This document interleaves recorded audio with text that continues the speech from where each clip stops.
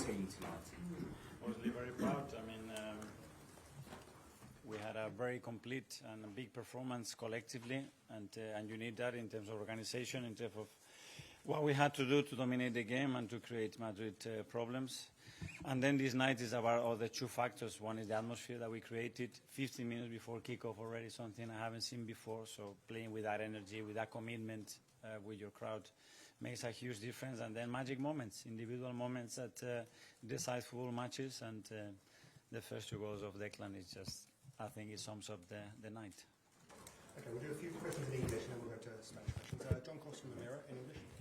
Mikel, was Declan always determined to take those free kicks? And tell us about his quality, because I think the first that he scored from direct free kicks. He's been very determined, because we have talked in the last few months. We haven't scored a direct free kick since September 2021. Burnley away, Martin Odegaard. So it's been a long time. So to score 2 goals in 12 minutes of that magnitude, of that quality from the same player, a player that has never scored a free kick before in his career, I mean, what are the odds? But he's done it tonight, and I'm a big believer. I think the crowd played something with the energy that they put in, and it helped us massively to win the game. Okay, Gareth Hutchell from Sky Sports. Mikel, congratulations. Thank you. Everything you asked for in the build-up to this match, from the fans, from the players, from yourself. I don't know if you have wild dreams, but in your wildest dreams, did you ever think that this could happen? I did. I mean, I was very convinced because I could sense in the preparation that we were really at it, that we had that belief and that trust that we could create Madrid a lot of problems. But then it was the theme of the game, make it happen. Then you have to make it happen. But if you have that mindset and that belief, things can happen. And we delivered today. It's just half time, but we are very happy. Sam from Telegraph.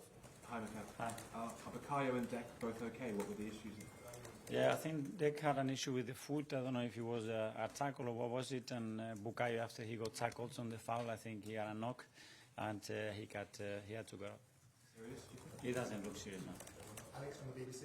Hi, Mikel. Hi. Just a word on Miles Lewis-Skelly, another step on his journey, another excellent performance and assist, and stepping up to the occasion tonight. I mean, collectively, when you play the way we played and have the performance that we had, you need individuals at the highest level. And I think they all took the game to a different level, the individual performance to the standards that are required to beat this incredible team. So very happy. Now it's about consistency. Tom from Football London. Mikel, there's so much talk about you signing a striker, but have you already got him in Mikel Merino? Well, it's been a season that we have to adapt constantly, and we went through a lot of things. We lost probably our best defender as well for 4 months, and Jakub comes in and he delivers the performances that he's delivering. It's not a coincidence the way they train, the way they apply themselves, and the way they help each other, I think, produces those moments. And with Mikel is again his commitment, his desire to learn the position, to constantly be thinking on what he can offer to the team, and the team adapting to his qualities to try to deliver the best outcome. Mikel from Independent. Hi, Mikel. There's always a lot of talk about Madrid's aura, and it's going to come up before the second leg.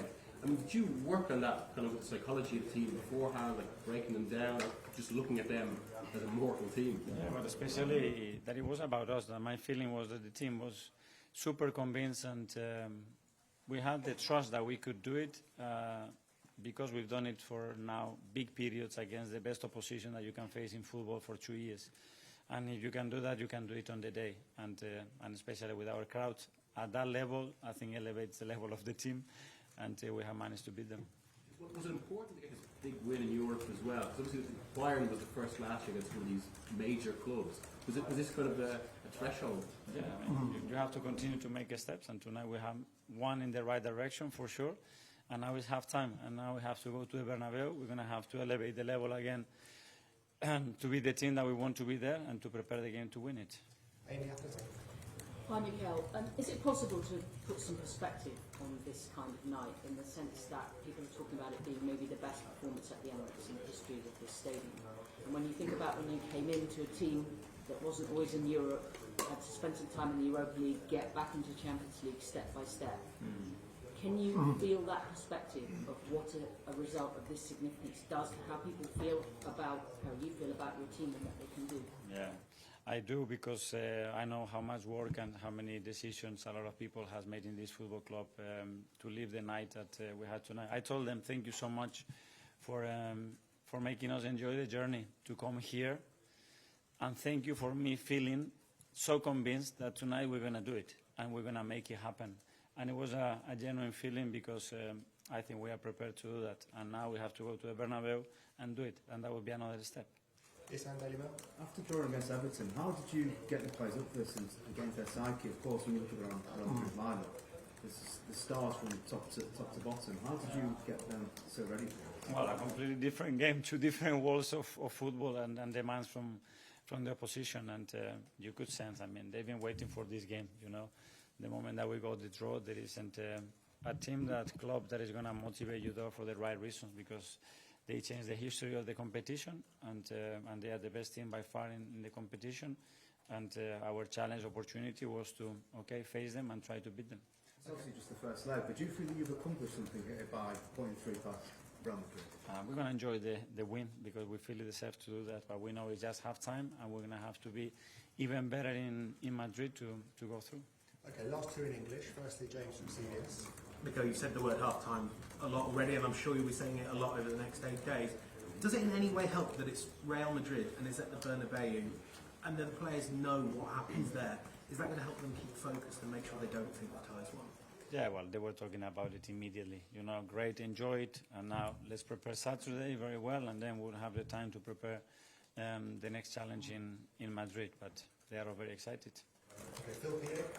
Hi, Mikel. I know you keep saying it's only half-time, but what sort of message does that win send to the rest of Europe? And do you think Arsenal should now be considered as the favourites to win this?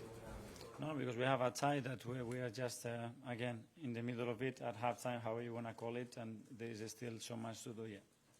Okay, questions from the Spanish media. Firstly, time for Marco. Hola Mikel, ayer me comentabas que estos tipos de partidos se suelen resolver en un 33% de estrategia. Hoy han sido los dos primeros. Hemos visto unas imágenes de Nicolás Jover diciendo que hiciera la banana antes de que Declan marcara el primer gol. ¿Estos dos primeros goles los consideras estrategia o simplemente calidad del jugador? Bueno, hay mucho entrenamiento detrás de eso y Declan lleva mucho tiempo entrenándolo, pero la realidad es que llevamos 3 años y medio sin hacer un gol de falta directa y hemos sido capaces de hacer 2 en 12 minutos. Al final, la calidad individual juega un papel gigante, enorme en esta competición y hemos tenido la suerte que nuestros jugadores han sido capaces de sacar 2 momentos y el tercero, que es un golazo, creo, a nivel colectivo, para poder ganar el partido. Hola Mikel, muy buenas. Antonio Romero en directo para el larguero de la cadena SER. Hoy se ha visto una gran diferencia entre el Arsenal y el Real Madrid hasta tal punto que el resultado ha sido poco para los méritos que ha tenido su equipo. Pero se ha sentado ahí Carlo Ancelotti, después de reconocer el gran partido del Arsenal, ha terminado diciendo en inglés: en el Bernabéu a veces ocurren cosas. ¿Está capacitado el Real Madrid para que dentro de una semana ocurran cosas en el Bernabéu?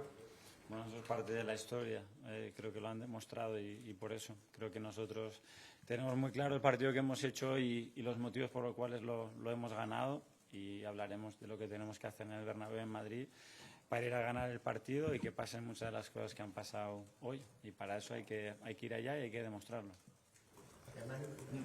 Mikel, después de 5 años aquí, transformando en club, progresando, ¿cuántas ganas tenías de demostrar que tu Arsenal puede ganar un partido como este?